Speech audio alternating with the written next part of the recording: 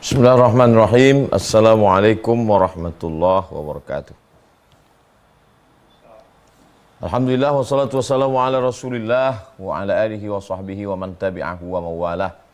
Subhanaka la ilma lana illa ma 'allamtana innaka antal alimul hakim. Rabbi shrah li sadri wa yassir li amri wahlul 'uqdatam min lisani yafqahu qawli. Bang Alvin Firdaus beserta seluruh tim yang ada di Pontianak, tim yang ada di Riau, Bapak, Ibu, Abang, Kakak, Adik, sahabat hijrah bersama Ustadz Abdul Somad. InsyaAllah mudah-mudahan kita semua selalu diberikan kesehatan zahir dan batin, istiqamah iman dan Islam. Amin ya Rabbal Alamin. Tema kita malam ini, haruskah Muslim itu kaya? Saya tidak menjawab harus atau tidak harus, mesti atau tidak mesti, wajib atau tidak wajib. Saya hanya memaparkan data. Nanti ambillah kesimpulan sendiri. Pembahasan yang pertama, dalam agama apapun, dalam bangsa apapun, dalam tradisi apapun, manusia ini terbagi kepada dua kelompok. Satu namanya kelompok hedon. Orang-orangnya disebut dengan hedonis. Alirannya namanya hedonisme. Hedon ini selalu menjadikan hidup sebagai puncak kenikmatan. Makan senikmat-nikmatnya, minum senikmat-nikmatnya, perempuan mohon maaf senikmat-nikmatnya, gedung senikmat-nikmatnya. Ini kelompok hedon. Lawan daripada kelompok hedon ini adalah kelompok yang disebut dengan asketis. Orang-orangnya disebut dengan orang-orang asketis. Kelompoknya disebut dengan asketisme. Lawan, konfrontasi dengan kelompok hedonis. Mereka tidak mau berpakaian berlebihan, pakaiannya compang-camping, karena kalau berpakaian berlebihan itu dianggap melupakan Tuhan. Mereka tidak mau punya rumah yang bagus, karena dianggap kalau rumah bagus berarti nanti bisa lupa sama Tuhan. Makanan juga tidak mau. Makanan hanya sekedarnya saja. Bahkan sebagiannya puasa terus. Lalu kemudian mereka juga menjauhi perempuan. Jadi kalau nanti ketemu di tengah masyarakat ada yang model begini, kita tinggal klasifikasikan. Oh, ini kelompok hedon, ini kelompok asketis. Dalam agama juga ada itu. Agama apapun, ada kelompok hedon, ada kelompok asketis. Karena memang bawaan manusia ini memang begitu. Kita pun berkawan-kawan, ada yang model kawan itu nggak terlalu memperdulikan bajunya, sepatunya. Ini kelompok asketis. Nah, Islam ini masuk yang mana? Nah, nanti bisa ambil kesimpulan sendiri. Oke, pembahasan yang kedua. Setelah kita bahas, pembahasan yang kedua, ada dalam ajaran agama Islam ini bernama zakat. Aqimus shalah wa atuz zakah. Alladzina yuqimuna shalah wa yu'tuna zakah. Siapa yang wajib zakat? Wajib zakat kalau punya 85 gram. Dari mana datang angka 85 gram? Dari siapa yang punya 20 keping uang emas dinar. Satu kepingnya 4,25 gram. 1 gramnya sejuta. 425 gram 4.250.000. Kalau kita bulatkan saja 4 juta biar mudah ngitungnya. Berarti 4 juta kali 85 gram 85 juta bagi 12 bulan, berarti umat Islam yang wajib zakat, yang muzaki, sebulannya dia punya pemasukan 7 juta. 7 juta. Baru kena 2,5%. 7 juta. 25.000, 25.000, 25.000, 25.000, 25.000, 25.000, 25.000. Karena 2,5%. Jadi kalau 7 juta sebulan dia berzakat 175.000. 25, 25, 25, 25, 25, 25, 25, 175.000. Nah, ini dari pemaparan yang zakat ini sekarang bisa kita kelompokkan. Balik ke nomor 1. Ada hedon, ada asketis. Kira-kira orang Islam ini masuk yang mana? Nggak mungkin masuk asketis. Gimana dia mau punya duit 1 bulan 7 juta, 1 tahun 85 juta, kalau dia asketis? Nah, itu ada yang nulis, tengah-tengah. Berarti umat Islam tidak memperturutkan makannya, tidak memperturutkan minumnya, tidak memperturutkan kostum high style-nya, tidak memperturutkan nafsu biologisnya, tidak memperturutkan nafsu suka bangunan-bangunannya, tapi juga dia tidak meninggalkan dunia. Maka paling tidak dia berusaha, tanam, kerja, bisnis, dan dia 1 bulan bisa dapat 7 juta. Berarti kalau dia dapat 7 juta 1 tahun, dia dapat 85, dia sudah keluar zakat 2,5%. Haruskah muslim kaya? Udah mulai terjawab. Jawab sendiri. Ketiga, haji. Haji itu ada namanya transportasi. Setelah transportasi sampai di sana akomodasi. Sampai di tanah suci konsumsi. Transportasi, akomodasi, konsumsi. Belum lagi nanti kena melanggar aturan, kambing. Jadi kira-kira siapa yang bisa melaksanakan ibadah haji? Kaum hedon tidak bisa melaksanakan haji. Kenapa? Karena kaum hedon akan memperturutkan untuk nafsu.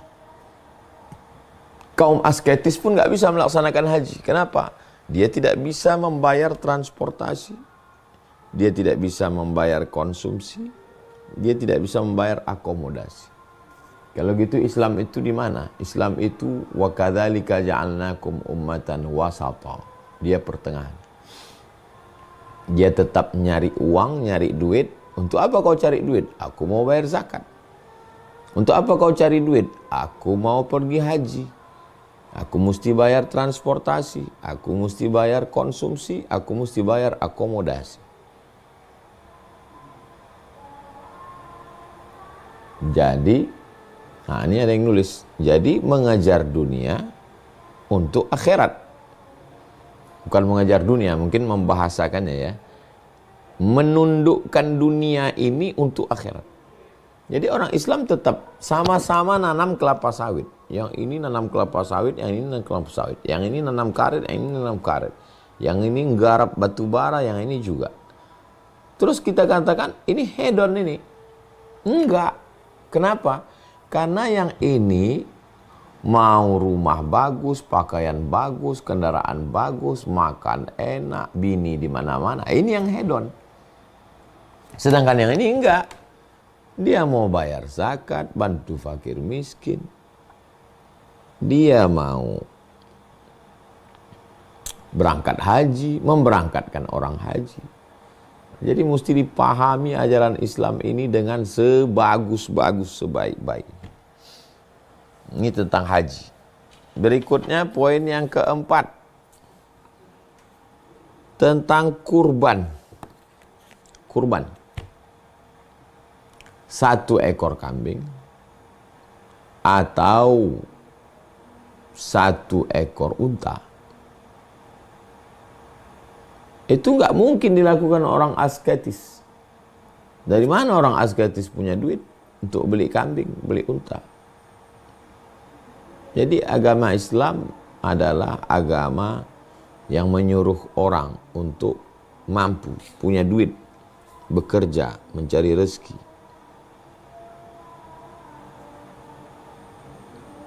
Dari 3 contoh ibadah tadi, zakat, haji, kurban, dapatlah kita tarik kesimpulan, orang Islam itu mesti kaya.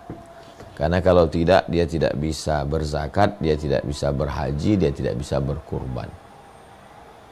Tapi kalau dia setelah cari dia tidak dapat, dia tidak berkecil hati. Karena ibadah bukan cuma haji, bukan cuma zakat, bukan cuma kurban. Oke, kita lanjutkan poin kelima. Itu kan pikiran Ustadz Somad saja. Pada prakteknya sahabat Nabi itu gimana? Kita ambil satu contoh sampel. Sampelnya sahabat Nabi namanya Utsman bin Affan. Utsman bin Affan waktu perang Tabuk, ada perang namanya perang Tabuk, dan Utsman ini nyumbang 950 ekor onta, 50 ekor kuda, unta untuk bawa barang-barang dan alat transportasi, 50 kuda ini untuk pasukan perang yang mau cepat, panglima-panglimanya, dan dia nyumbang 1000 dinar. Satu keping uang dinar 4,25 gram, dia nyumbang 1000 dinar. Jadi kalau 4 juta kali 1000, 4 miliar.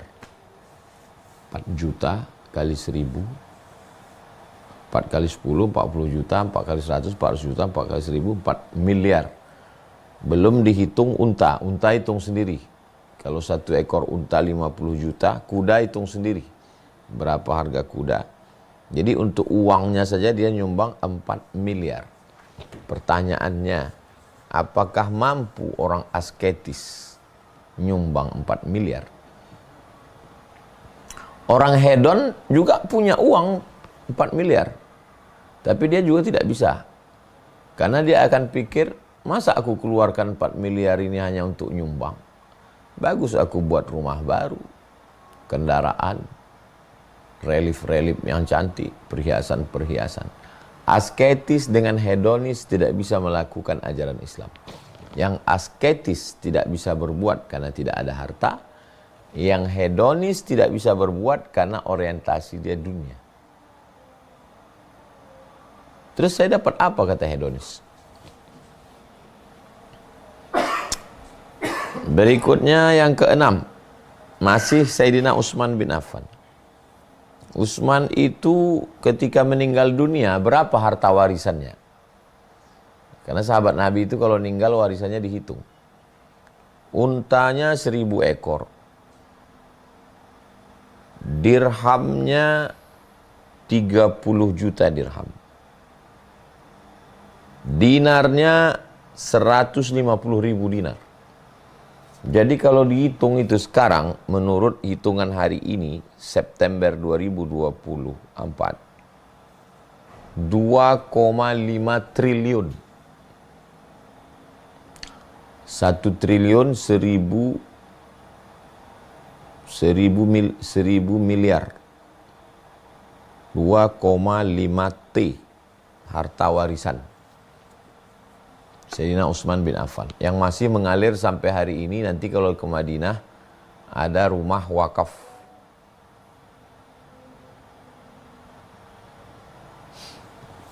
Jadi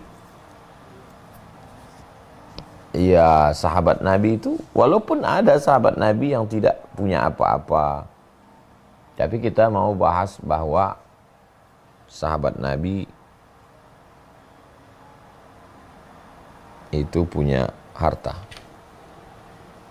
Oke, berikutnya yang ketujuh. Nabi sendiri. Nabi menikah dengan Khadijah. Ontanya 20 ekor. Berarti 1 ekor 50 juta, itu hitungan yang tidak terlalu tinggi, tidak terlalu rendah. Kali 20, 1 miliar. Ditambah lagi beberapa auqiyah emas. Setelah dihitung emasnya itu juga lebih kurang kalau diemaskan di sekarang di September 2024 1 miliar juga. Jadi emasnya tambah dengan untanya 2 miliar. Maharnya saja. Jadi kalau gitu Nabi itu bukan hedonis, bukan juga asketis, dia punya harta. Ini tentang Nabi menikah. Lalu kemudian tentang Nabi berkurban, nomor 8. Nabi berkurban 100 ekor unta. Jadi kalau 1 ekor unta 50 juta. Jadi kalau 1 ekor unta 50 juta kali 100, 5 miliar. Kurban Nabi SAW. Apakah Nabi asketis? Ya jawab sendiri. Saya tidak mau menjawab. Saya memaparkan data supaya kita sendiri yang memberikan jawaban. Poin ke-9. Nabi SAW ketika perang Badar tahun kedua Hijrah mendapatkan la taqillu an khamsina alfi dinarin, 50.000 keping uang dinar. 50.000 keping uang dinar. Satu kepingnya 4,25 gram, 4 juta kali 50.000 keping.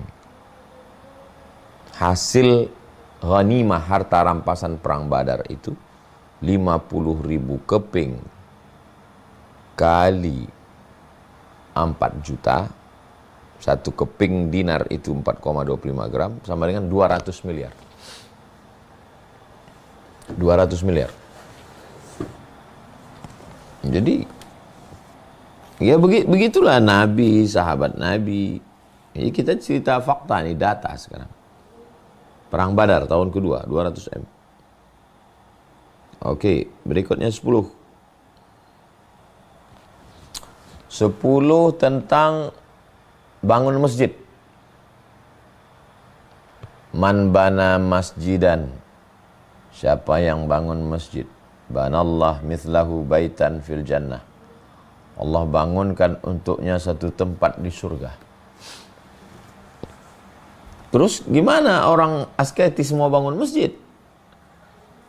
Kau kenapa nggak kerja? Kenapa nggak tanam sawit? Kenapa nggak tanam karet? Kenapa tidak dagang? Ini hanya melalaikan dari dunia. Loh, terus gimana mau booking tempat di akhirat? Bangun masjid. Ibadah dalam Islam itu ibadahnya orang kaya. Bangun masjid. 2.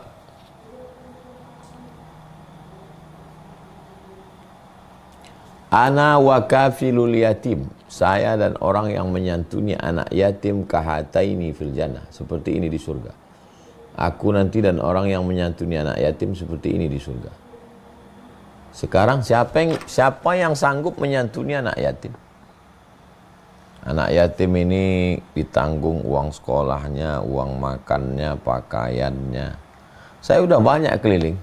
Kemarin waktu diajak Ustadz Salim ke Merapi Merbabu, ada rumah bagus 2 lantai, cantik, anak-anak gratis.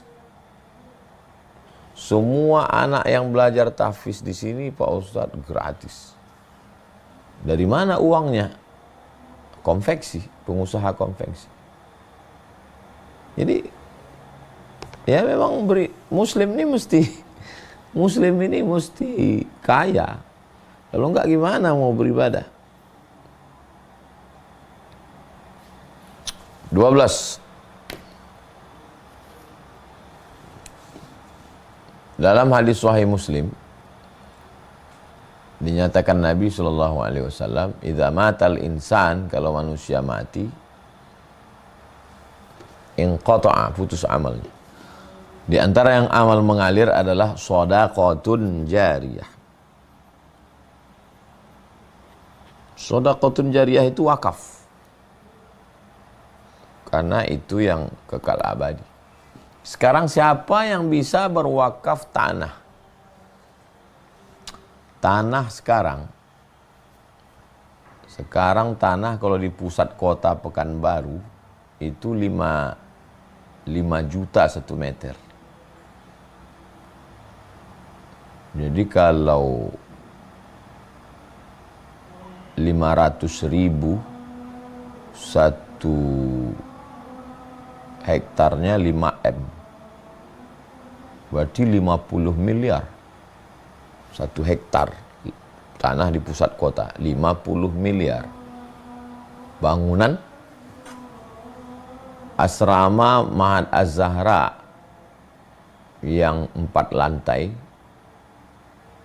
itu harga bangunan 17 M. Siapa yang sanggup melakukan itu? Siapa jamaah yang mengirimkan 2-3 sak semen, batu bata, kerikil? Kita nggak pernah buat proposal ke gubernur, kita tidak pernah bawa ke konglomerat, sekalipun kita tidak pernah bawa ngemis minta ke, enggak. Kita hanya iklan, kita sampaikan ke jamaah. Banyak sekali jamaah yang berkirim, kita tak tahu namanya entah siapa. Menjaga hati jamaah dan menjaga hati kita. Saya tidak mau tertawan dengan orang-orang politik, dengan pejabat, dengan pengusaha. Karena kalau saya sudah tertawan, itu sama menjerat leher saya. Saya tidak mau, kata orang Melayu, lembu cucuk hidung. Kalau sudah dicucuk hidung, ditarik. Tak mau saya membuat saya tersandra. Dan jamaah juga tidak mau disebut-sebut Bapak Fulan, nggak ada, kita pernah nyebut jamaah. Jamaah pun nggak ingat saya pun nggak ingat jamaah. Tapi jamaah tahu amal dia mengalir. Ini kita sedang saling menjaga ini sebenarnya. Yang besar, yang kecil tak tahu. Wallahu a'lam bishawab. Tapi amal itu mengalir. Siapa yang bisa melakukan itu? Makanya tema malam ini, haruskah muslim kaya? Saya memaparkan data terus berpikirlah. Tiga belas mayat-mayat yang masuk ke liang lahat ditanya, wahai mayat-mayat, seandainya kalian mau hidup lagi, kalian mau apa? Kata mayat, laula akhartani ila ajalin qarib. Berikanlah kami waktu untuk hidup sejenak saja. Terus kalau ada waktu sejenak, kalian mau apa? Kata mayat-mayat, fa-as-saddaqa, kami mau bersedekah. Terus siapa yang bisa bersedekah itu? Mayat-mayat mana yang mau bersedekah itu?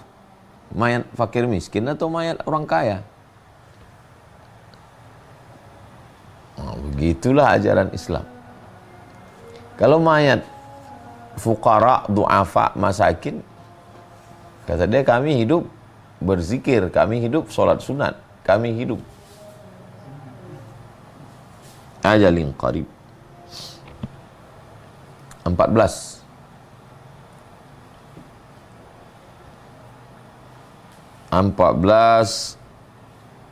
Apa itu makna? Bahasa Arabnya ghaniyun. Allah ghaniyun 'anil 'alamin. Ghani selalu diartikan kaya. Ghani maknanya cukup. Jadi ghani itu maknanya cukup. Allah ghani, Allah cukup. Allah tidak berhajat, tidak membutuhkan manusia. Jadi siapapun yang punya mental cukup, maka dia kaya. Walaupun kaya, kalau mentalnya kurang, bahasa Arabnya kurang itu fakir. Fakir, kurang. Makanya kata Nabi, iyyakum wal faqra al-hadir. Hati-hati kamu kena penyakit fakir. Kurang. Makanya Kita ini disuruh minta ghina. Allahumma inna nas'alukal huda wat tuqa wal afaf wal ghina. Allahumma inna nas'alukal huda, beri kami hidayah supaya kami jangan bingung mana benar mana salah. Setelah kami dapat hidayah, wat tuqa, munculkan rasa takut dalam hati kami. Setelah kami punya rasa takut, wal afaf, kami menjaga diri dari yang abu-abu, yang samar-samar. Setelah kami menjaga diri, wal ghina, kami merasa cukup. Puncaknya adalah cukup. Awal jalannya hidayah. Ini kemana jalan ini ya? Tahu jalan, berarti udah dapat hidayah. Setelah dapat hidayah, tuqa, muncul rasa takut dalam hati. Takut Allah, takut azab, takut neraka. Setelah muncul rasa takut, wal afaf, menjaga diri. Jaga mata, jaga telinga, jaga hati, jaga tangan, jaga kaki. Puncaknya, wal ghina, cukup. Kenapa kita tidak merasa cukup?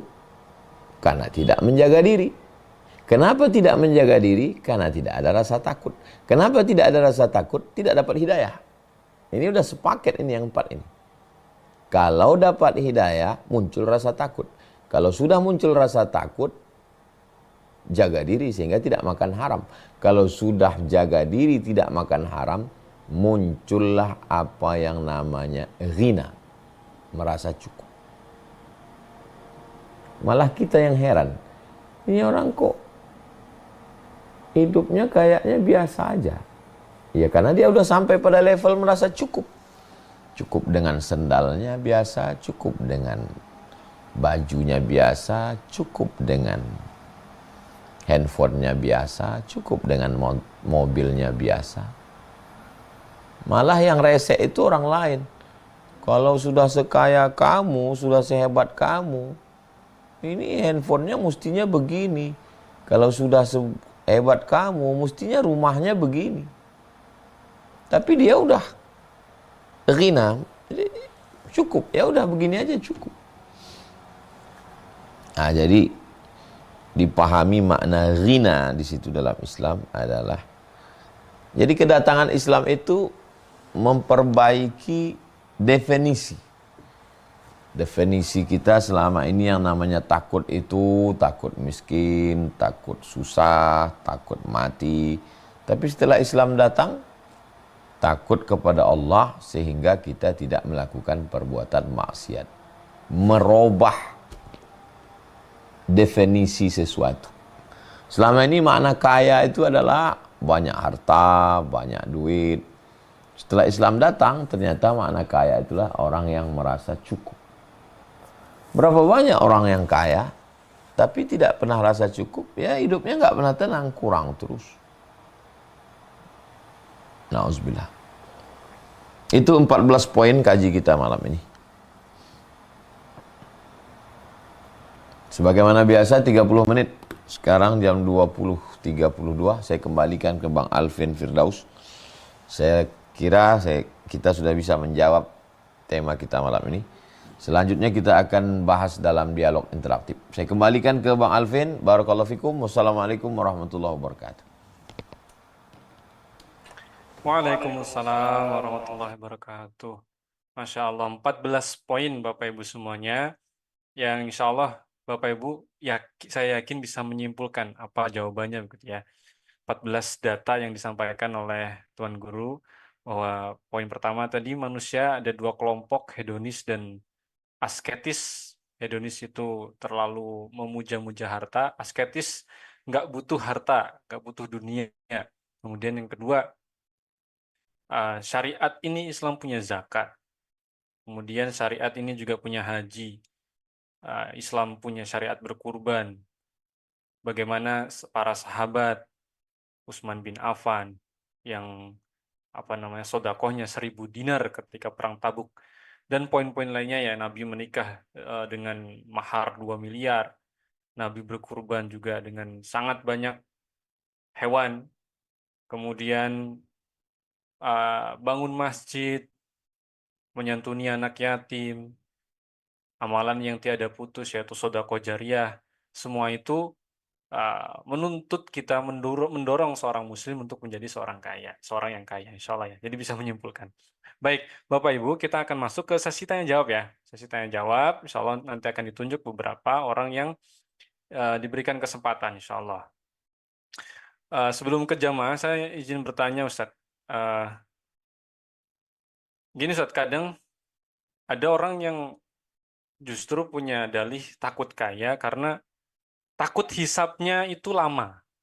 Kita tuh sering diajarkan kalau ya sekilas pernah mendengar gitu ya.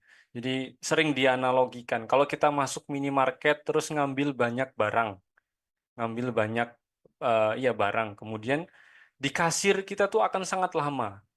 Tapi berbeda orang yang pergi ke supermarket cuman ngambil beberapa di scan di kasir tuh cepat gitu, Ustaz.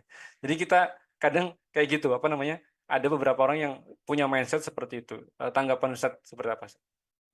Satu, apa antum lebih berilmu daripada Utsman bin Affan? Apa antum lebih bertakwa daripada Abu Talhah? Apa antum lebih iffah, menjaga diri daripada Abu Dihdah? Apakah antum lebih alim daripada Abdurrahman bin Auf? Apa enggak malu ngomong begitu kalau ketemu sahabat Nabi? Berarti menyepelekan sahabat Nabi. Sadar enggak kita omongan kita itu sudah melukai sahabat Nabi? Bahkan melukai Nabi. Orang Nabi berdagang, orang Nabi. Jadi kadang orang yang tidak mengerti, kata-katanya itu selalu ngawur. Lalu kemudian jangan sampai kemalasan kita dilegitimasi dengan agama. Sebetulnya dia malas mau kerja, malas. Terus pas ditanya, kamu kok enggak semangat kerja? Ya nanti kalau ini lama hisapnya nanti. Itu orang yang begini ini dosanya dua kali. Pertama dosa malas, yang kedua melegitimasi kemalasan dengan agama. Banyak sekarang orang model begini. Ya udahlah gini-gini aja lah. Serahkan aja sama Allah. Apa kata Allah aja lah. Itu agama hawa nafsu itu. Makanya teorinya Quran hadis. Quran hadis itu teori. Bagaimana penerapannya, prakteknya, itu kehidupan Nabi dan sahabat Nabi. Itu maka setiap saya ngajar itu, ini ayatnya, ini hadisnya, ini kehidupan sahabatnya. Coba perhatikan tadi. Kehidupan Nabi, zakat, haji, kurban, Utsman, Tabuk, Nabi nikah, Nabi kurban, ghanimah, bangun masjid. Supaya kita mendapatkan pemahaman yang utuh, sempurna. Jangan dicomot-comot. Ambil satu hadis, ambil satu ayat, tempelkan kemalasan. Akhirnya ayat dan hadis itu hanya sekedar stempel legitimasi terhadap kemalasan. Itulah yang menyebabkan umat ini jadi mundur. Padahal dalam Islam diajarkan al-mu'minul qawi, seorang mukmin yang kuat, khairum, lebih baik, wa ahabbu ilallah, lebih dicintai Allah. Makanya jangan mengambil kesimpulan dari satu ayat. Jangan mengambil kesimpulan dari satu hadis.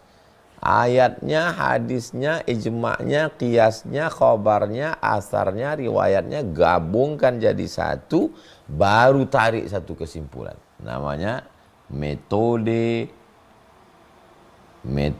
tematik. Demikian Bang Alfi.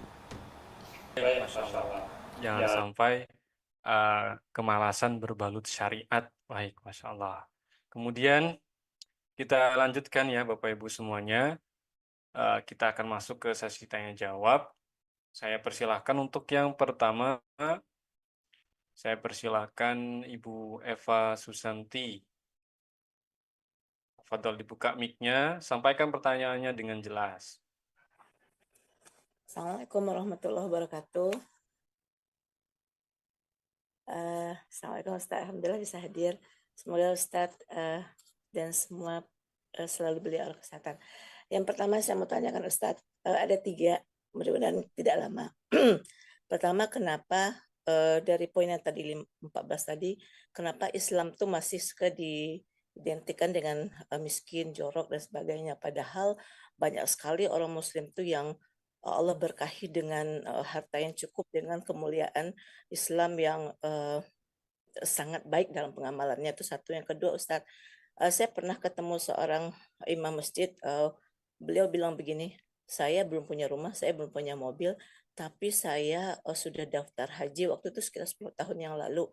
Nah setelah itu Allah berkahi beliau dengan ada rumah, ada mobil. Nah, bagaimana kewajiban berhaji itu sehingga umat muslim mengutamakan untuk haji tersebut. Nah, terus yang ketiga, apakah ini hadis, saya tidak tahu Ustadz, tangan di atas lebih baik daripada tangan di bawah. Nah, apakah itu berarti membuat kita juga harus lebih sering memberi daripada meminta. Ya, itu saja Ustadz. Syukran. Assalamualaikum warahmatullahi wabarakatuh. Waalaikumsalam warahmatullahi wabarakatuh. Pertanyaan yang pertama, bedakan antara Islam dengan orang Islam dengan ajaran Islam. Bedakan antara orang Islam dengan ajaran Islam. Contoh, at-tahuru syatrul iman. Kesucian itu setengah iman. Itu ajaran Islam. Setelah tablik akbar, sampahnya numpuk di tanah lapang. Itu orang Islam. Padahal ustadznya udah ngasih tahu, Bapak Ibu bawa sampah-sampah, tunjukkan Islamnya rahmatan lil alamin. Begitu pulang tengok bertimbun itu sampah. Itu orang Islam. Lalu kenapa Islam identik dengan kotor? Orang Islamnya atau ajaran Islamnya? WC. Tengoklah WC, masjid WC kotor. Nah, maka kalau kita mau perbaiki, sinkronkan antara ajaran Islam dengan orang Islamnya. Orang Islamnya mesti ingat. Kenapa Islam itu identik dengan kemiskinan? Orang Islamnya berarti tidak mengamalkan ajaran Islam. Yang kedua, walillahi 'alan nasi hajjul bait. Allah mewajibkan haji ke Baitullah man istata'a ilaihi sabila, bagi siapa yang mampu. Mampu di situ 4. Mampu administrasi, transportasi, mampu konsumsi, mampu akomodasi tempat tinggal, mampu ilmu, berilmu, sehat badan. Orang yang tidak mampu, la yukallifullahu nafsan illa wus'aha. Jadi yang ibu dengar tadi itu motivator. Saya sudah store ONH. Maksudnya dia store ONH. Sekarang kan di Indonesia store dulu. Ya, yang namanya buka rekening ya enggak masalah. Pergi datang ke Kementerian Agama, buka rekening. Berapa boleh buka rekening sekarang? Sekian juta. Ya buka aja, daftar. Mungkin dengan itu bersemangat dia cari rezeki. Dengan itu dibukakan Allah Subhanahu wa taala. Tapi dalam Islam yang wajib itu yang mampu. Yang tidak mampu ya tidak wajib. Ya sedihlah Pak Ustadz. Sedihnya karena ilmu atau karena hawa nafsu? Kalau karena ilmu dia nggak sedih. Karena pintu surga kan bukan cuman haji. 8 pintu surga. Ada masuk melalui sholat, ada masuk melalui puasa babur rayyan, ada masuk melalui sedekah. Haji bukan satu-satunya pintu surga. Jadi kesedihan kita itu karena ilmu atau sedih karena hawa nafsu. Itulah pentingnya berilmu. Sehingga kalau dia berilmu, sedihnya ya karena ilmu, bukan karena hawa nafsu. Al-yadul ulia khairum minal yadis sufla, hadis Nabi Muhammad SAW. Bukan kata-kata hikmah, bukan ucapan ulama. Sehingga kalau ada orang mengatakan, menyampaikan dalam kultumnya, dalam tausiahnya, ya baik. Al-yadul ulia khairum minal yadis sufla. Wabda' biman ta'ul. Mulailah dengan wabda' biman ta'ul. Mulailah dengan orang yang kamu tanggung. Istri, anak, ayah, ibu. Karena banyak orang dermawan untuk orang lain. Di rumahnya bakhil, pelit. Maka kata Nabi, wabda' biman ta'ul. Awali, mulai dari orang terdekat dulu. Suami saya Pak Ustadz dikenal sebagai orang dermawan. Semua tetangga, orang kampung senang dengan dia. Tapi di rumah pelitnya minta ampun. Maka kata Nabi, wabda' biman ta'ul. Mulai dari orang yang kamu tanggung. Hadisnya ada dalam Sahih Al-Bukhari, ada dalam Sahih Muslim. Wa khairus sadaqati an zahri ghina. Sebaik-baik sedekah adalah yang sudah kamu cukupkan keperluan. Jangan bersedekah banyak sementara makan anak istri belum. Karena makan anak istri itu juga adalah sedekah. Wa man yasta'fif ya'ifahullah. Siapa yang menjaga dirinya dari yang haram, maka Allah akan menjaganya. Wa man yastaghni yughnihillah. Siapa yang merasa cukup, maka Allah cukupkan dia. Siapa yang merasa cukup, Allah cukupkan dia. Diberikan Allah kecukupan. Itu tentang hadis yang ibu baca. Al-yadul ulya khairum minal yadis sufla. Wabda' biman ta'ul. Khairus sadaqah an zahri ghinan. Wa man yasta'fif ya'ifahullah. Wa man yastaghni yughnihillah. Lima potongan hadis yang ibu tanya tadi. Demikian Bang Alvin. Wallahu a'lam bishawab. Baik, insyaallah mudah-mudahan terjawab ya Ibu. 3 pertanyaan tadi. Kita lanjutkan penanya berikutnya. Masih ada kesempatan untuk Bapak Ibu bertanya. Saya persilakan Ibu Rima Salim. Silakan mic-nya dibuka dulu. Ya. Assalamualaikum warahmatullahi wabarakatuh, Ustadz. Afwan Ustadz. Terima kasih sudah mendapat kesempatan. Semoga Ustadz diberi keberkahan oleh Allah Subhanahu wa Ta'ala. Sebentar. Begini Ustadz, saya mau tanya, kalau ya memang orang Islam harus kaya tapi tidak hedon, atau tadi yang satu lagi. Tapi bagaimana kalau dia nggak kaya, nggak bayar pajak? Itu satu. Dan kedua, saya ada dengar cerita pada zaman Rasulullah, ada sahabat yang kaya raya, tapi bukan Utsman bin Affan, saya lupa. Dia kaya, tapi dia dengar bahwa Rasulullah mengatakan dia yang paling akhir masuk surga karena hisabnya lama. Sehingga dia jual semua kurmanya, dia beri semua hartanya pada orang yang nggak mampu dan membutuhkan. Terus dia beli kurma busuk pada saat itu di Mekah apa di Madinah ya, kurma lagi pada busuk. Nggak taunya ada negara lain yang terdapat penyakit yang obatnya kurma busuk, kembali kaya dia. Jadi maksud saya ada juga kisah yang sahabat Rasulullah yang mau miskin gitu, walaupun akhirnya nggak bisa miskin. Itu gimana Ustadz? Terima kasih.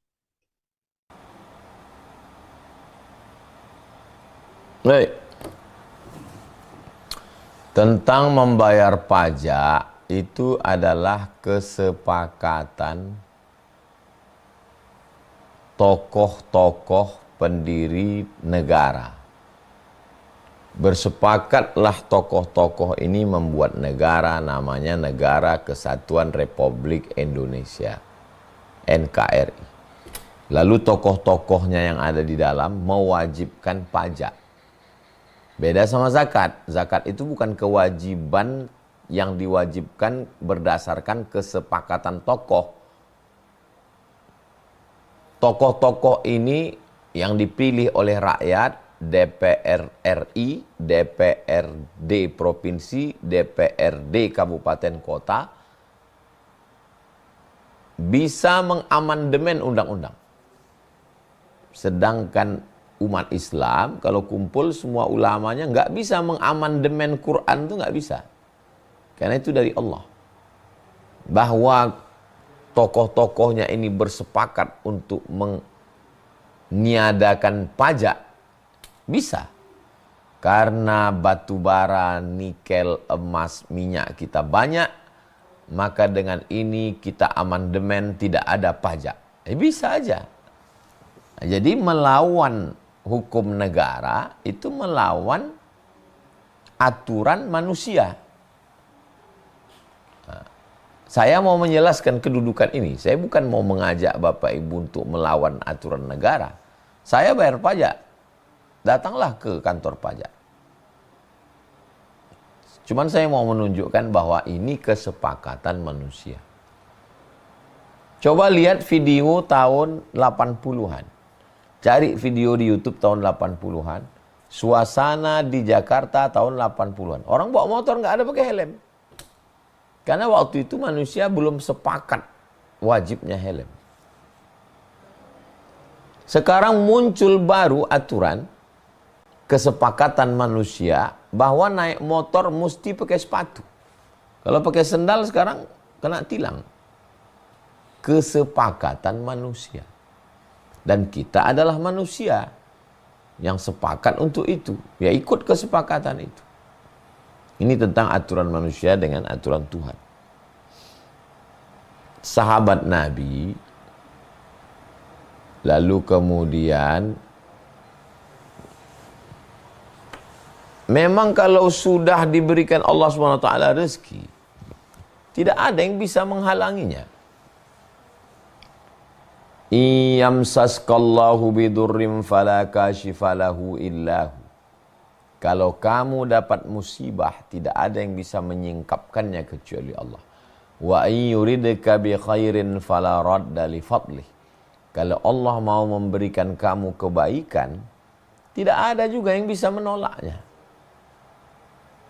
Siapa yang bisa menolak? Apa kata Nabi kepada Abdullah bin Abbas? Ya ghulam, wahai anak kecil.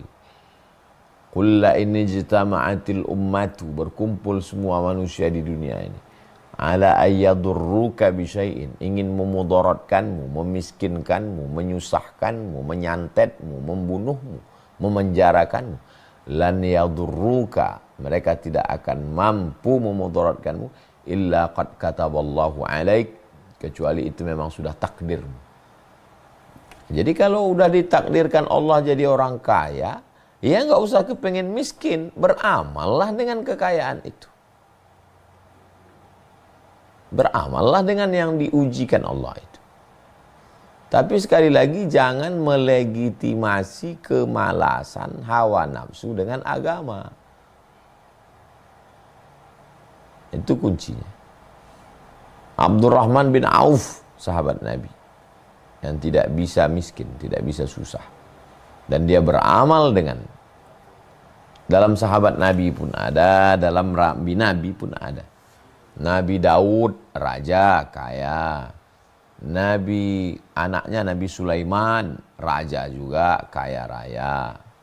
Ya mereka beramal dengan amalnya. Nabi Nuh, susah.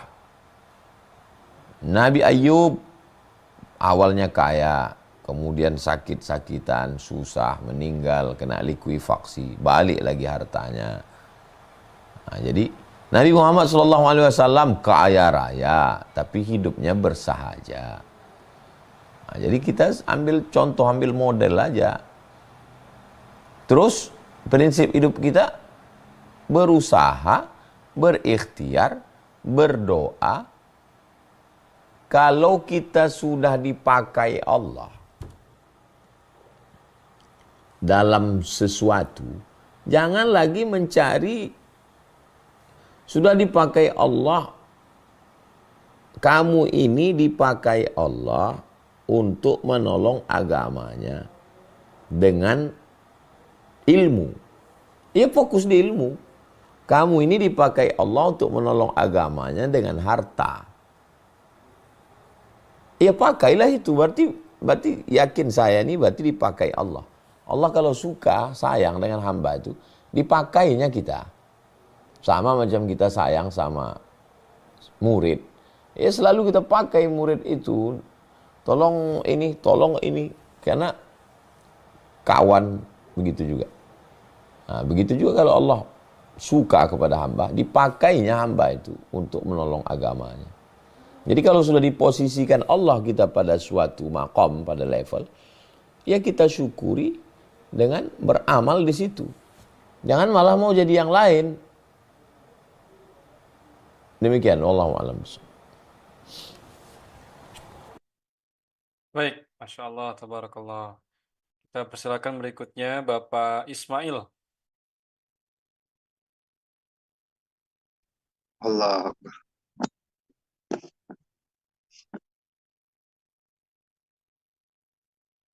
Silakan Bapak, mic-nya dibuka dulu.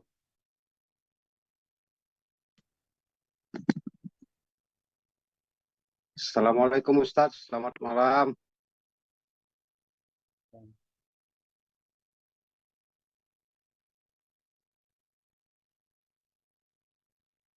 Jangan dimatikan mic-nya Bapak, itu mic-nya mati lagi. Allah Akbar. Ya, silakan. Ya, Ustaz, selamat malam Ustaz. Assalamualaikum. Ini Ustaz, saya ada mau nanya. Ada satu hadis nih Ustaz. Jadi insya Allah Bismillahirrahmanirrahim. Dari Abu Sa'id Al-Khudri radhiyallahu anhu, dia berkata, aku mendengar Rasulullah Shallallahu Alaihi Wasallam bersabda, sesungguhnya Allah mencintai hambanya yang bertakwa, kayak hati yang tersembunyi. Hadis riwayat Muslim.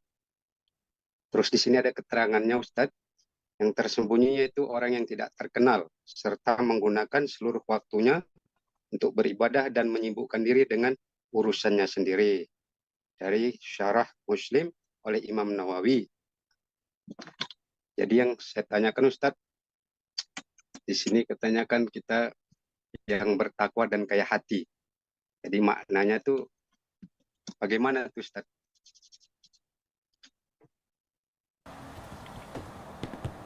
Kalau kita sudah dipakai Allah, hafal Quran, tinggal di pondok pesantren, tidak dikenal masyarakat, fokus mendidik anak, berarti udah dipakai Allah di situ. Ya fokus saja di situ. Itu yang paling selamat dari riya, selamat dari sum'ah, selamat dari fitnah, nggak dikejar-kejar orang waktu pilkada, tidak dikejar-kejar tamu. Fokus saja melatih anak-anak ngapal Quran. Saya sampai sekarang nggak punya kartu nama, tak ada kartu nama saya.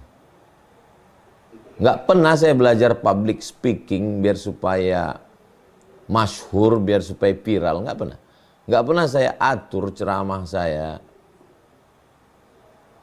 Berarti saya kan nanya ke kiai-kiai, ke habib-habib, apa yang diinginkan Allah dari saya dengan viral ini? Berarti Allah ingin kamu mengenalkan Nabi Muhammad, kata Habib. Allah ingin kamu mengenalkan Nabi Muhammad. Berarti saya harus cerita selalu tentang Nabi Muhammad. Mak saya nggak suka saya ceramah. Mak saya maunya saya jadi imam, ngajar ngaji. Terus saya ceramah viral. Berarti saya nggak sesuai dengan almarhumah mak saya. Lama saya merenung.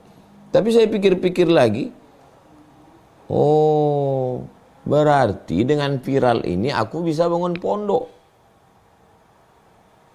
Membebaskan tanah, bangun pondok, buat endorse, berdiri Ma'had Nurul Azhar Riau, Nurul Azhar Kalimantan, bisa buat tablik akbar, bukan untuk saya pribadi. Sehingga bisa anak-anak ngapal Quran, bisa buat anak-anak gratis. Jadi bukan berarti dengan ini lalu saya tinggalkan ini, lalu saya pergi ke hutan. Karena viral ini menjadi fitnah. Kalau kita sudah dipakai Allah pada makom sesuatu, pakailah makom itu untuk menolong agama Allah. Jadi nggak usah risau. Berbahagialah orang yang dikasih Allah rezeki, rezeki ilmu, rezeki hafal Quran, rezeki harta yang tidak dikenal orang. Ya nggak perlu terkenal. Tapi kalau sudah diangkat Allah Ta'ala, renungkan sejenak, ini untuk diri saya, untuk hawa nafsu, atau untuk mengenalkan. Itu perlu kita nanya ke guru, nanya ke Habib. Allah membuat kamu begini supaya kamu mengenalkan Muhammad. Kenalkan tentang Muhammad. Berarti saya harus banyak cerita tentang Nabi Muhammad. Allah membuat kau begini supaya kau ceramah, supaya orang percaya, supaya kau bisa bangun pondok sebanyak-banyaknya. Nah, kemana saya pergi? Buat tablik akbar, buat penggalangan dana, percaya orang, peletakan batu pertama, buat pondok. Bukan pondok saya. Kalimantan buat pondok, di Sulawesi buat pondok. Ya pondok yayasan kawan-kawan, sahabat-sahabat. Itulah amal jariah kita. Jadi yang tidak disukai Allah itu kita mencari sesuatu yang hanya memperturutkan hawa nafsu, terus sampai kemana? Viral, masuk TV, dikenal orang. Terus habis itu apa? Apa tujuannya? Mau apa kita? Nah, jadi ada orang yang mastur, ada orang yang masyhur. Nabi Musa dipakai Allah pada masyhur. Ya beramal dia dengan itu. Nabi Khidir dipakai Allah dengan mastur. Ya beramallah dengan masturnya itu. Saya kalau tausiah di satu daerah, ini tablik akbarnya sama saya ini sekali. Tapi habis ini nanti kamu mesti perbaiki tahsin bacaan Quran. Cari pondok-pondok, cari ustaz-ustaz, cari kiai kita. Yang di pondok fokus ngajar. Habis ini nanti baca kitab sifat 20, akidahnya, wujud kidam bako, fikihnya, fikih mazhab syafi'i. Cari kiai-kiai kita yang di pondok-pondok. Ngaji lagi. Jangan cukup hanya tablik akbar. Kita udah ada posnya masing-masing. Ada yang penyerang di tengah lapang. Ada yang jaga gawang. Ada yang back. Masing-masing. Demikian Bang Alvin. Wallahu a'lam bishawab. Baik, begitu Pak Ismail, mudah-mudahan terjawab pertanyaannya. Kita lanjutkan supaya waktunya efisien. Berikutnya Bapak Yusuf Muhammad Ibrahim. Padahal dibuka mic-nya dulu. Bisa?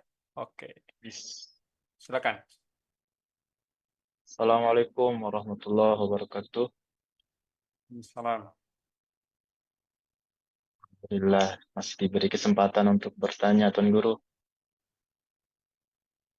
Sebelumnya perkenalkan sama saya Burhan, asal saya dari Lombok. 2 bulan lalu Tuan Guru pernah sempat mampir di kampung saya juga untuk mengisi pengajian. Dan saat ini posisi saya sedang berada di perantauan Tuan Guru. Jadi pertanyaan saya ini sebenarnya sering saya dengar di ceramah-ceramah Tuan Guru juga di YouTube, tetapi supaya lebih lebih terjawab langsung sama Tuan Guru. Di pertanyaan saya di sini selama merantau, di perantauan di luar negeri Tuan Guru, jadi tidak pernah bisa melaksanakan sholat Jumat dikarenakan posisi masjid juga jauh sekali dari tempat saya tinggal dan saya bekerja. Demikian Tuan Guru, itu saja. Terima kasih. Assalamualaikum warahmatullahi wabarakatuh. Waalaikumsalam warahmatullahi wabarakatuh. Sholat Jumat itu syaratnya mukim, mustautin, bukan musafir. Yang kedua, dalam mazhab Syafi'i mesti ada 40 orang. Kalau kurang dari itu nggak wajib. Nah, jadi kalau tidak cukup syarat, ya sholat zuhur. Tinggal di negeri non-muslim, masjid tidak banyak, jauh. Kalaupun datang ke masjid itu nggak ada orang, ya sholat zuhur. Tapi saya merasa berdosa, merasa beramal, merasa sudah banyak beramal, padahal belum beramal. Itu kerja setan. Merasa berdosa padahal tidak dosa, itu juga kerja setan. Jadi bagaimana caranya biar supaya kita tidak jatuh ke dalam dua ini? Berilmu.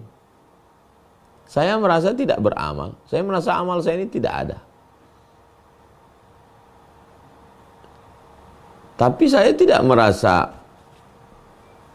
pada sesuatu hal yang tidak berdosa. Misalnya saya tayamum. Karena kaki saya sakit, luka, saya tayamum. Saya nggak merasa berdosa.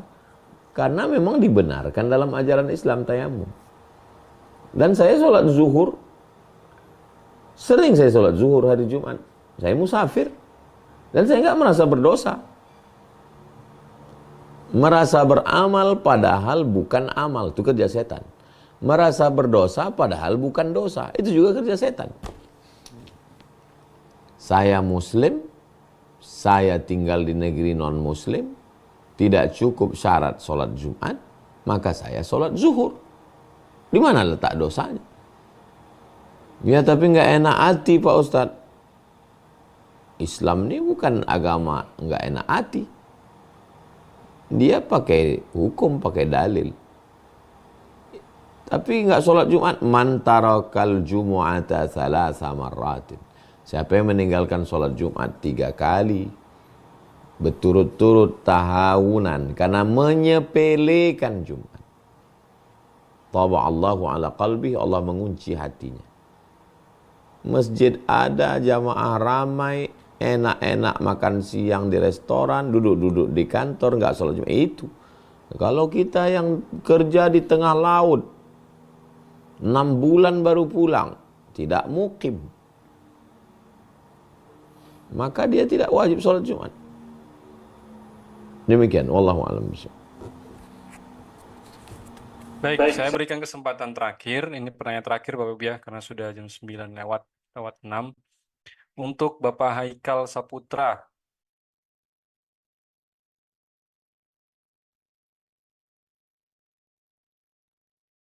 Baik, terima kasih Ustadz. Assalamualaikum warahmatullahi wabarakatuh. Waalaikumsalam. Ustadz izin bertanya, bagaimana cara mengatasi lupa? Tujuan kita muslim kan ingin menuju falah. Apalagi di tengah akhir zaman kayak gini, terutama untuk kami anak-anak muda. Terima kasih Ustadz. Bagaimana supaya saya jangan lupa tentang tujuan hidup saya? Maka saya pesankan ke Ustadz Al-Nob. Ustadz Al-Nob, untuk jadwal tahun 2025, kita masuk ke suku Talang, kita masuk ke Bagan Benio, kita masuk ke pedalaman Kampar. Berarti 4 bulan sekali kita masuk ke dalam. Selama 3 bulan sebelum masuk, siapkan siapa yang mau kita bawa, apa yang mau kita bawa. Supaya ingat, kalau saya datang diundang bupati, gubernur, wali kota, pengusaha, mabuk saya dunia ini, lupa saya. Maka untuk mengingatkan, kita masuk ke pedalaman. Siapa yang mau menasihati saya? Siapa yang mau menceramahi saya? Ya suka hati saya, ngatur jadwal saya. Tapi saya mesti tahu kemana arah saya. 2, saya jangan hanya menceramahi orang tentang mati. Saya mesti ingat mati. Maka saya mesti menengok orang yang setengah mati. Saya mesti ke rumah sakit. Pekan lalu ke rumah sakit, menengok orang sakit. Supaya saya ingat bahwa tak selamanya saya sehat. 3, saya mesti menengok orang mati. Mengantarkan sampai ke liang lahat. Menengok lubang kuburnya. Biar saya ingat. Biar ingat saya bahwa saya akan mati. 4, saya siapkan kain kapan. Ada digulung dalam kamar. Saya tunjukkan ke istri saya. Biar supaya dia pun ingat mati. Biar supaya dia siap kalau saya mati. Jangan terkejut dia. Aku nanti kalau mati ini kainnya. Baru tadi siang saya bilang. Aku kalau mati jangan ada kata sambutan-sambutan. Aku tak mau. Jangan nanti kalau aku mati sambutan dari Pak Camat. Sambutan dari Pak Lurah. Sambutan. Jangan ada sambutan. Tak ada sambutan. Sampai lama-lama kita dikuburkan. Mati, mandikan, kapankan, bawa langsung. Jangan ada sambutan-sambutan. Ingat tuh saya bilang. Baru siang tadi saya cakap. Jangan takut cerita mati. Siapkan kain kapan mati. Siapkan lubang mati. Ini samping almarhumah mak saya ini jangan pakai. Kalian mau pakai sana, mau pakai sini, pakailah. Tapi yang di samping ini jangan. Aku kalau mati pas jadwal Sumatera Utara, sini kuburku nanti. Tapi kalau aku ceramah di Kalimantan, di Sulawesi, tak usah jenazahku bawa pulang. Kuburkan di situ. Ziarah baca Yasin dari jauh sampai. Mesti selalu ingat mati. Ingat mati, ingat mati. Masuk ke kampung, masuk ke hutan. Tengok orang sakit, tengok orang mati, tengok liang lahat. Demikian, wallahu a'lam bishawab. Makasih Ustaz. Barakallah. Insyaallah tabarakallah. Alhamdulillahirabbil Pukul 9:11 Bapak Ibu. Saya mohon maaf untuk Bapak Ibu, Ayah Bunda semuanya yang belum dapat kesempatan. Mudah-mudahan nanti di pertemuan berikutnya, pekan selanjutnya kita bisa berdiskusi lagi, belajar lagi lebih banyak tentang Islam. Bapak Ibu yang rahmati Allah, insya Allah kita cukupkan ya. Ustadz izin Ustadz untuk menutup pada materi pada malam hari ini, saya izin bertanya Ustadz ya. Tadi sempat disampaikan oleh Ustadz bahwa kan kita tahu Ustadz ya, bahwa hari ini tuh orang Islam itu terkesan banyak kalah dalam berbagai sisi. Kita itu kecondongannya miskin, kurang harta, kemudian di sisi pendidikan juga kita kalah, politik kita kalah, apapun itu, bahkan teknologi dan lain sebagainya kita kalah, Ustaz.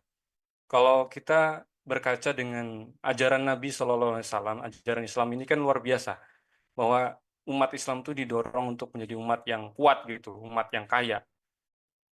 Adanya syariat zakat, kurban, haji, itu mendorong kita sebagai umat yang kaya. Lalu sebagai pribadi dan orang yang kepala rumah tangga, kira-kira apa yang bisa kita lakukan Ustaz, untuk bisa menjadi menjadi keluarga yang lebih kuat gitu, dengan tadi mendengarkan bahwa ajaran Islam itu begitu paripurna gitu Ustaz. Yang paling miskin orang Islam, paling jorok orang Islam, paling mundur orang Islam, paling terkebelakang orang Islam, yang paling suka kelahi orang Islam, yang sekarang terjajah tak ada yang peduli orang Islam. Ya kebetulan takdir kita hidup di 2024. Ya beginilah keadaan Islam sekarang. Emangnya pernah Islam ini hebat? Tengoklah gedung-gedung yang hebat di Andalus. Punya siapa? Punya orang Islam. Dulu ada namanya istilahnya Mozarabik.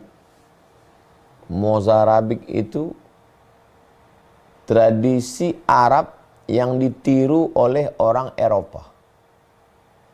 Tradisi Arab yang ditiru oleh orang Eropa. Dari mulai cara berpakaian, arsitektur bangunan, universitas. Universitas Cambridge dengan Universitas Harvard masih lebih kalah dibanding dengan Universitas Qarawiyyin dan Al-Azhar yang sekarang-sekarang.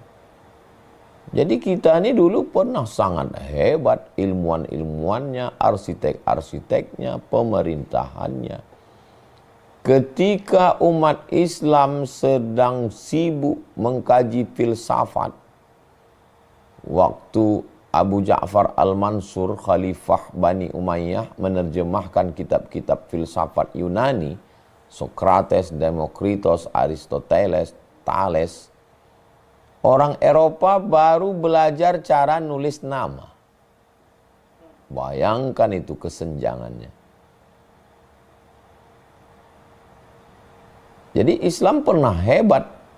Dan kebetulan pas kita hidup tahun 2024 ini, pas lagi Islam jatuh-jatuhnya. Pas lagi jatuhnya lah sekarang kita di sini. Lalu apa yang bisa kita lakukan? Saya sampaikan ke ustazah tadi waktu jalan. Saya bilang kita fokus saja mendidik anak-anak perempuan. TK Quran, SD Quran, SMP Quran, SMA Quran. Nanti dia hafal Quran, bisa baca kitab, bisa bahasa Arab, bisa bahasa Inggris, punya life skill. Jadi kalau perempuannya baik, suaminya baik, anaknya baik, mantunya baik, cucunya baik, lingkungannya baik. Fokus saja kita di sini.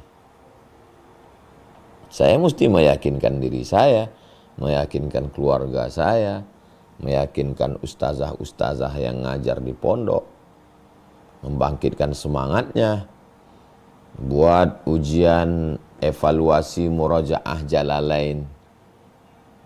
Bahwa anak-anak ini ternyata bisa baca kitab. Bisa mereka baca tafsir Jalalain. Evaluasi hafalan. Ternyata hafal dia. Apa tuh ngapal-ngapal aja nggak bisa baca kitab. Ternyata bisa dia baca kitab. Ngerti dia, paham dia. Untuk apa bisa hafal Quran baca kitab kalau nggak bisa masak? Didatangkan yang bisa kuliner. Buat brownies. Buat masakan. Ngatur tamu-tamu datang. Ternyata bisa dia. Kalau baik perempuan ini, suaminya jadi baik. Nanti punya anak-anaknya baik. Dia punya pondok, pondoknya baik. Santrinya baik, wali muridnya jadi baik. Maka insya Allah nggak bisa instan. Ini sekarang semuanya mau instan. Kalau mau instan, mau cepat-cepat, nggak sesuai kenyataan dengan keinginan, nanti kena futur. Futur itu ngeri itu. Orang yang terlalu berapi-api ingin memperbaiki umat ini, pas nggak sesuai, mentok dia. Bisa murtad, na'udzubillah. Bisa nggak punya semangat sama sekali. Akhirnya, bayangkan dari mulai sibuk ngurus anak tahfiz, jadi sibuk ikan koi, bisa. Bisa orang gitu.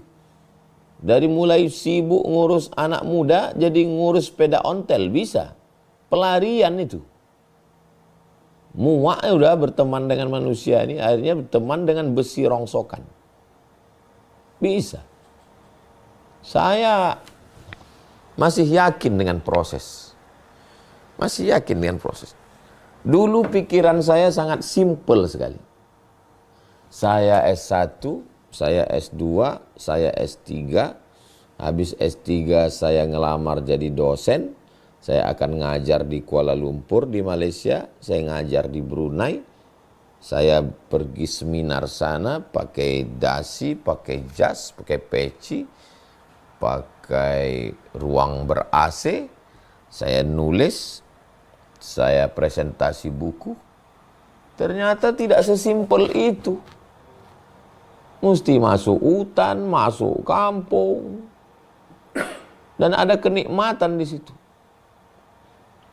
Tapi tak bisa dilaksanakan sendiri. Saya dengan yang saya alami sekarang, saya nyaman dengan sekarang ini. Jumat, Sabtu, Ahad, Senin saya keliling. Selasa, Rabu, Kamis saya di pondok. Apakah kalau kita mati selesai masalah dunia ini? Ya tidak, dunia belum selesai. Nanti turun Nabi Isa, turun Dajjal, perang, selesai, baru selesai. Jangan pernah mau menyelesaikan dunia ini. Imam Syafi'i meninggal, nggak selesai dunia ini. Kita berbuat sesuai dengan kemampuan kita masing-masing. Apa yang bisa kita buat, kita lakukan. Mungkin yang kita tanam sekarang, kita pun nggak pernah menengok pohonnya. Iza waqa'an ala ahadikumul qiyamah, kalau kamu sudah mau mati, wa fi yadihi fasilah, di tanganmu ada bibit korma, kau tanamkan, kau mati. Jangankan makan buahnya, nengok pokoknya pun nggak pernah. Tapi bukan berarti kita putus asa. Apakah saya akan melihat santri-santri ini nanti punya pondok? Nggak tahu saya. Saya optimis aja. 3 tahun kalian hafal Quran, 3 tahun kalian baca kitab, aku mau kalian selesai S1, baru kalian pulang ke kampung. Kalian mesti punya pondok. Kalian mesti punya santri. Kalau mati saya di jalan, saya sudah berbuat. Ya teruskan nanti oleh santri-santri. Itulah yang bisa kita lakukan. Jangan terlalu bersemangat dan ketika mentok hilang semangat. Jangan pula sampai tak ada semangat sama sekali. Wa kadzalika ja'alnakum ummatan wasata. Mudah-mudahan apa yang kita lakukan ini ikhlas karena Allah dan bermanfaat. Demikian Bang Alvin Firdaus. Baik. Dengan pertanyaan tadi, insyaallah kita tutup majelis kita pada malam hari ini. Mohon berkenan Ustadz untuk mengakhirinya dengan kita berdoa bersama.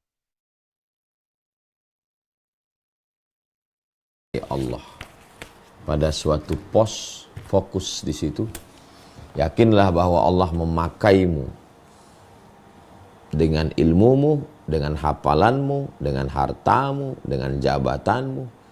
Yang bupati, wali kota, gubernur, pejabat, berarti Allah memakaimu di situ. Pakailah tanda tangan.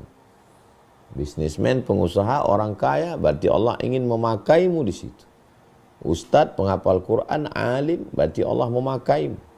Ibu rumah tangga, berarti Allah memakaimu dengan jabatanmu sebagai ibu-ibu, sebagai emak-emak itu, sebagai istri. Ala hadhihi niyah al-Fatihah. A'udzubillahi minasyaitonir rajim. Bismillahirrahmanirrahim. Alhamdulillah rabbil alamin arrahmanir rahim maliki yaumiddin. Iyyaka na'budu wa iyyaka nasta'in shiratal mustaqim. Shiratal ladzina an'amta 'alaihim ghairil maghdubi 'alaihim waladdallin. Amin. Allahumma salli ala sayyidina Muhammad wa ala ali sayyidina Muhammad. Assalamu alayka ya Rasulullah. Ya qadiyal hajat, engkau menunaikan segala hajat. Ya rafi'ad darajat, engkau yang mengangkat segala derajat. Iqdi hajatina, tunaikan hajat kami. Allahumma inna nas'aluka al-huda wat-tuqa wal-afafa wal-ghina. Kami mohon kepadamu al-huda, hidayah. Wat-tuqa, tanamkan rasa takut dalam hati kami. Wal-afaf, menjaga diri dari yang haram dan syubhat. Wal-ghina, berkecukupan. Allahumma aghnina bihalalika an haramik. Cukupkan kami dengan yang halal, sehingga kami tidak mencari-cari yang haram. Rabbana atina fid dunya hasanah wa fil akhirati hasanah wa qina adzabannar. Wassallallahu ala sayyidina Muhammad wa ala alihi wasallam. Walhamdulillahi rabbil alamin.